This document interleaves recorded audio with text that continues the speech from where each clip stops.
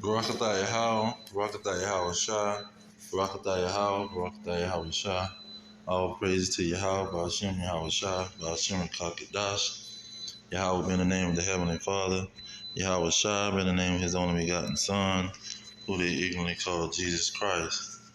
Now we're seeing that Nigeria is shredding their money, and this is going along with Bible prophecy and with this MOTB. The sea the grain of rice, the charagma, the Revelation 13.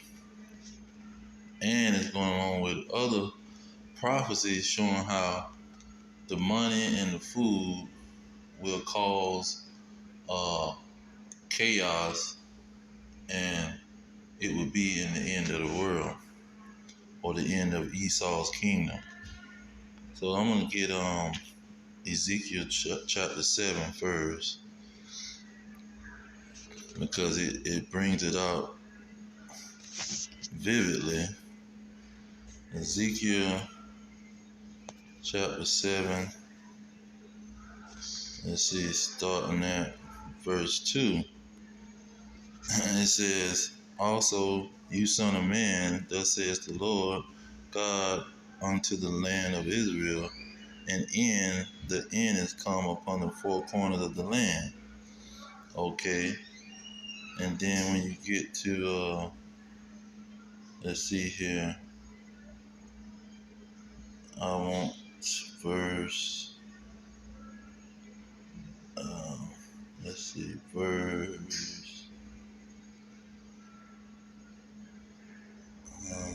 what verse is it? Salakia, I think I skipped it.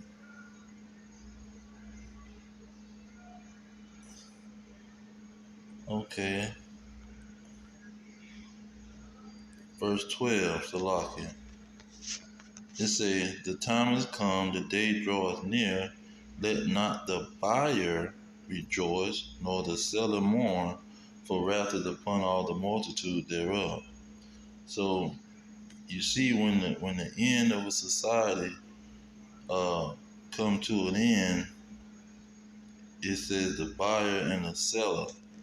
That's why you got Revelation 13 talking about buying and selling. See, because this is when the society collapsed. Verse 13 it say, "For the seller shall not return to that which he is sold, although they were yet alive." See, he gonna be alive, but all the stuff he was selling and storing up, he ain't gonna return to it and care nothing about it. Okay, then we get straight to the point in verse 19. It says, "They shall cast their silver in the streets, and their gold shall be removed. Their silver and their gold shall not be able to deliver them in the day of the wrath of the Lord. They shall not satisfy their souls, neither fill their bowels, because it is the stumbling block of their iniquity." So this money is a trap. Let's get that in 1 Timothy 6. And it says, let me start at verse 9. It says, "But they that will be rich fall into temptation and a snare." See, a snare means a trap.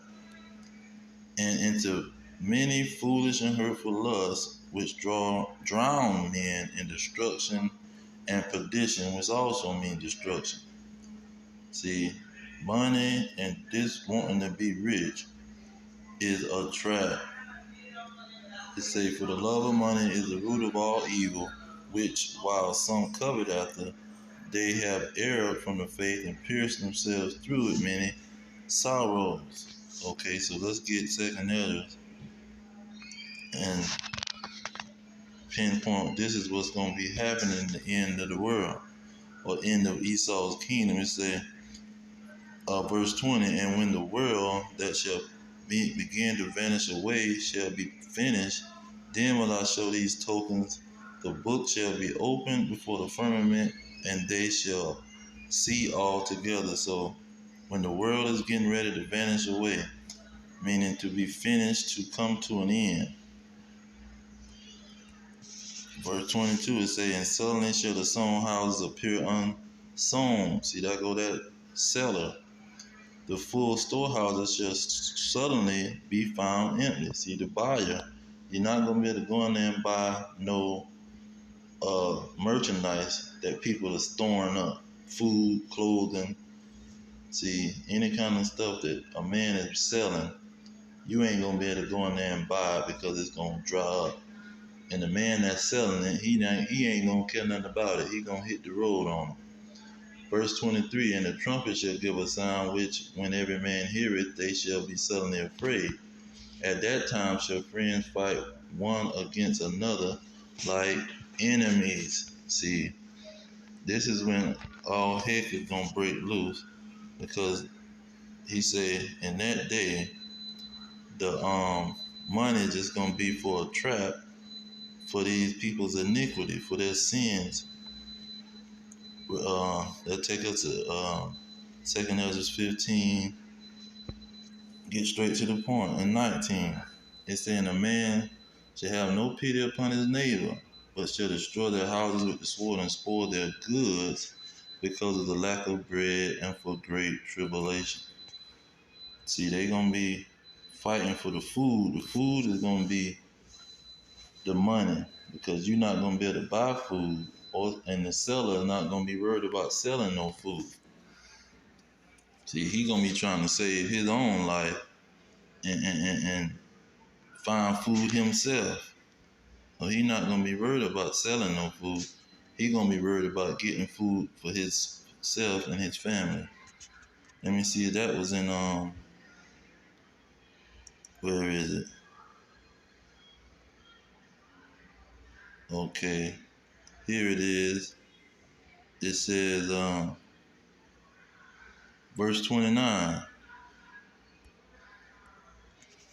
It says, as in orchard of olives upon every tree, there are left 3 or 4. Or as when a vineyard is gathered, there are left some clusters of them that diligently seek through the vineyard. So people are not going to be planting no crops. Look at verse 24. It says, there shall be no man left to till the earth or to sow it. It says the trees shall give fruit, and who shall gather them? See, it's not going to be people buying, selling watermelons, bananas, and grapes and cucumbers. See, they're not going to be selling these things. There's going to be a famine going on. Look at verse 22. It says, and many of them that dwell upon the earth shall perish of famine, and the other that escape the hunger shall the sword destroy. See, it's going to be a famine going on, and people are going to be looking for this food. But see, money, they're going to throw this money in the street. Let's get this in Zephaniah real quick. Is it 3 or 2? I think it's 1 and 10. It says, and it shall come to pass in that day, says the Lord, that there shall be the noise of a cry from the fish gate, and howling from the second, and a great crashing from the hill. That great crashing is talking about the money.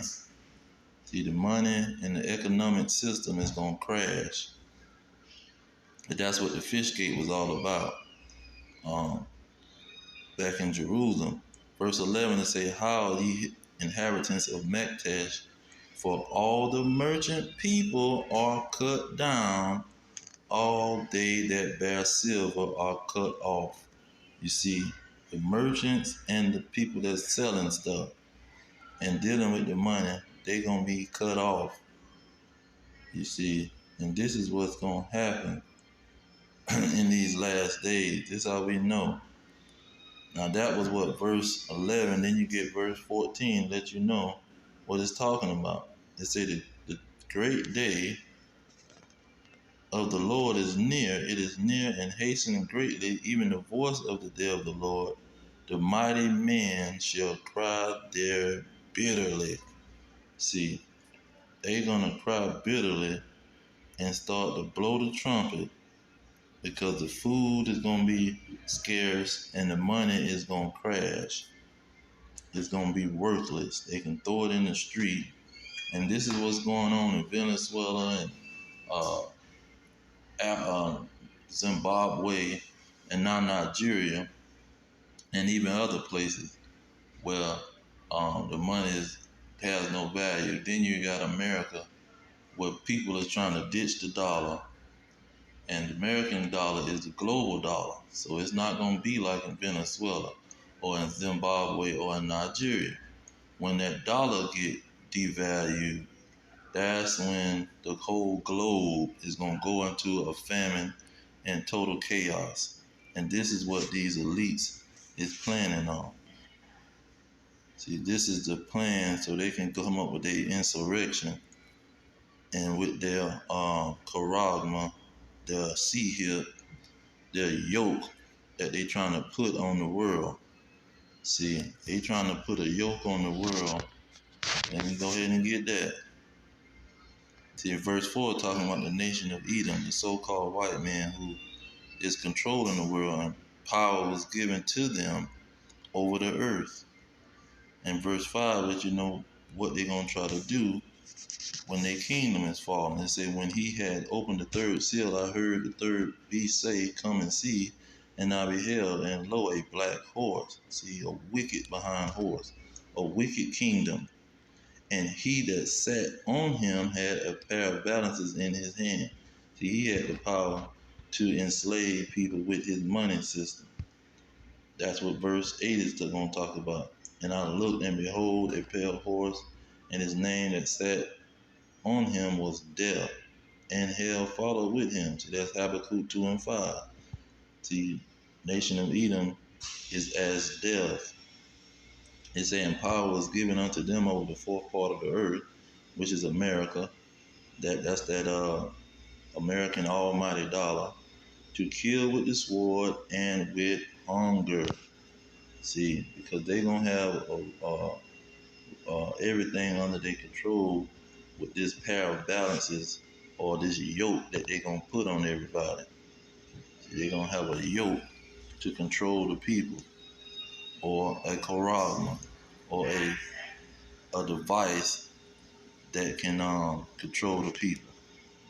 Some kind of cyborg system where they can turn people into their cyborgs and control them through some type of device that they put in their forehead or their right hand.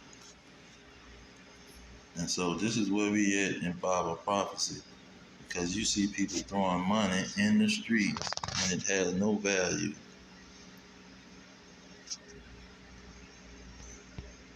Let me go ahead and get Revelation 13. It says, verse 16, and he calls all, both small and great, rich or poor, free or bond, to receive a mark in their right hand or in their forehead. Verse 17, and that no man might buy or sell, save he had the mark or the name of the beast or the number of his name. So you're not going to be able to buy or sell, because the dollar is going to drop, and these people going to cause people to get their yoke or their hip or their grain of rice in their hand. And if you don't got that in you, you ain't gonna be able to buy nothing or sell nothing. And this is where we at in prophecy. That's why these currencies is under attack. But I'm gonna leave it there. All praises to Yahweh, Ba'ashem, Yahweh Shai, Ba'ashem, and Kakadash. Double honors to the elders pushing the truth. Peace to the elect worldwide. Our kingdom is at hand. Shalom.